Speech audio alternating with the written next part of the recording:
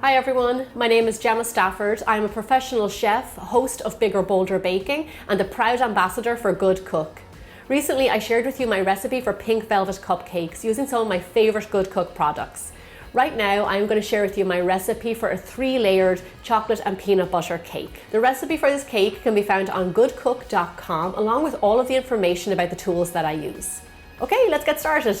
So here I have a large bowl lined with a sieve. Now into the sieve, I'm going to add flour, sugar, cocoa powder, baking powder, baking soda, and salt. Sifting your ingredients just makes sure that there's no lumps, and it also gets a little bit of air into them, so it makes your cake nice and light. So that's why I like to do that step. Now, into this, I'm going to add in some room temperature butter. Now here's a funny step that you don't always see in cakes, but what this does is actually give you kind of a close crumb. I wouldn't say a dense cake, but just like really moist, close crumb cake. What we're going to do is rub this in with our fingers until it resembles fine breadcrumbs. It doesn't take long. Okay, nice small little bits of butter all around. I'm going to set this aside and we're going to mix together our wet ingredients. Into my jug, I'm going to add in my eggs, milk, flavourless oil, vanilla extract, and coffee. Now, if you do not have coffee, or even if you don't drink coffee, feel free to replace the coffee with milk. However, coffee and chocolate go so well together, and that's why it's in the cake. So honestly, just try it out. I know you're going to like it. Okay, simply just whisk all these ingredients together. Okay, that's looking good. Now we're going to add our wet ingredients into our dry and then very carefully whisk together just to combine. So I want to really sell you on how good this cake actually is. You know the kind of death by chocolate, dark, rich, almost black cakes? That's what this is. It's super moist. And once we pair it with the frosting and everything, it's going to be insane. Okay, it's mixed up. It's looking good. Now it's time to get this into our tins. So now for my tin, here I have a 9-inch round GoodCook cake pan. Now you need to get yourself a set of pans. Even if you're a fair weather baker and you make a cake maybe once or twice a year, you need these kind of essentials in your kitchen. So stock up on these guys. Now as you can see, I have buttered and lined them already, so our cakes are going to pop easily out. So then we're just going to take our cake batter and divvy it up between the 3 pans. Try and do this as evenly as you can, just by eyeballing it. You will see that this is actually a very runny cake batter. It's the nature of it, it's just the way it is. You haven't done anything wrong. Okay, lovely. The good thing about a runny cake batter is that it naturally kind of evens itself out. Okay, lovely. These cakes are looking good. They're going to be even better once they come out of the oven, so let's get them in there. Bake your cakes off at 350 degrees Fahrenheit or 180 degrees Celsius for roughly 25 to 30 minutes or until they're firm on top. So our cakes are out of the oven. Now come here and I'll show you how you can tell that they're done. If you just push down in the middle, they're kind of firm underneath your finger and they bounce back. That means that they are perfectly cooked. So these cakes actually don't take long to cook at all. So maybe in around 20 minutes, have a little peek and see how they're doing. But these are fantastic. I'm just going to leave them in the tins, set them aside to cool down. So our cakes are cooled down and it's time to decorate, but just before I do that, I want to level them because cakes can be a little bit knobbly and they can go up and down, and I want the layers to all be the same. So here's what I'm going to do. I've got a serrated knife and I am going to run it just straight across the top of the tin. This is why you have to do it while the cake is still in the tin, because we need that line. So now if we do it this way, all our cakes are going to be the exact same thickness and it will just make our overall cake look so much better, which is going to look great anyway. Okay, lovely. These are looking good. I'm going to put this aside and I'm going to eat those later.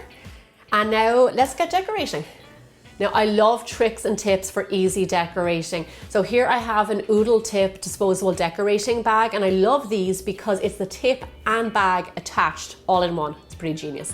So all you do is take a scissors and then cut the size and the shape that you want. So you can even get a straight line or you can get a star tip from the same nozzle. They're really, really versatile and I love them a lot. So now I'm filling this with my peanut butter buttercream frosting, and the recipe for that can be found on goodcook.com along with the recipe for the cake. So I've got my frosting here. I have my first layer of cake, and this is what I'm going to do. This is super simple cake decorating. All I'm going to do is pipe 1 rosette and then leave a space in between. Now I'm going to show you why I'm leaving the space in between in a second. But just do 1 rosette and a little gap, 1 rosette and a little gap, and do that all the way around the top of the cake. So here's my next thing. Chocolate and peanut butter, yes, go so well together, but you know what else goes awesome with it? Raspberries. So I'm going to take some fresh raspberries and just pop them in those little crevices that we left in between the rosettes. So you get this beautiful color and then also amazing flavor. Look at that, how pretty. I love easy, achievable ways of decorating cakes like this. So it just means that home, when you see it, you're going to be able to recreate it the exact same way. Okay, lovely. Now I'm going to put on the second layer and I'm going to repeat the same process over on the top. Do a rosette of buttercream and leave a little space all the way around until it's well covered. And then back with your raspberries, pop them in the little holes. You can see this now starting to come together. I get a lot of questions about storing cakes, and something with buttercream frosting can actually be out at room temperature for around 3 days. If it was fresh cream, put it in the fridge. But cake at room temperature just has so much better flavor and texture. So now this is looking pretty awesome if I do say so myself. Now for the last layer, here's a little trick. Turn your cake upside down so you have that lovely flat bottom for the top of your cake, so it kind of evens it out. So then just gently place them on top of there. Have a little look at your cake and straighten it up. Looking lovely. And all I'm going to do is repeat what I did underneath on the top of the cake. Just gonna pipe some lovely rosettes and put my raspberries in between. Now this style of cake decorating is actually kind of known as naked cake because you don't have frosting on the outside. And that's sometimes where I have trouble. I don't know about you guys. So this is spot on for me. Just look at the color, the different textures, this beautiful cake, really easy to recreate. You don't have to be an advanced baker, you can be a novice. I know that anybody can do this. So go ahead and cut yourself a nice big tower of cake, because that's pretty much what this is. And then look at all those layers, and you see how soft that chocolate cake is? That's why it's worth making this cake. It's super moist and it just works really well with the frosting and the raspberries. Now for the moment of truth. Yeah, this cake deserves a happy dance. That is delicious. It's moist, it's a little bit salty from the frosting, and then the sweetness of the raspberries. Oh man, fresh raspberries could not be beat. There's no doubt about it, but this cake is definitely a showstopper. If you haven't already done so, make sure you tap that subscribe button so you don't miss out on any upcoming videos.